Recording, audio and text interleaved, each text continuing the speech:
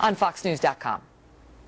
Well, on Capitol Hill, we are hearing today dire predictions about new regulations coming from the Environmental Protection Agency. The new rules on greenhouse gases could come at a very high cost, nearly 1 million lost jobs. Shannon Bream, live in Capitol Hill. Shannon, all right, so this report comes from Senate Republicans who clearly have an agenda, but they may have some unique allies in this fight, apparently. Tell us what's happening. It's interesting, Megan. You don't often see Republicans joining together with labor unions, but in this report we see that happening because they're united in what they say is their opposition to some of the regulations that could be coming through the Environmental Protection Agency, because they say they could kill hundreds of thousands of American jobs. So they have found one point of agreement, a rare thing, but they're united on this. Here's a look at some of the bottom line from this report that we got to look at today.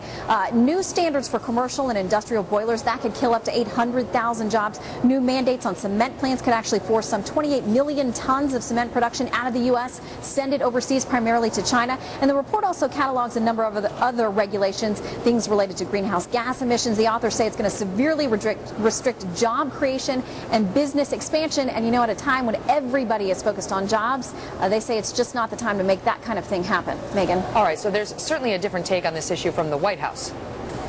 Yeah, we're getting a look at a brand new interview the president has done with Rolling Stone magazine. It'll be on newsstands in October, but in the sneak preview, what we found out is he says that more energy policy, more energy regulation is one of his top priorities for next year.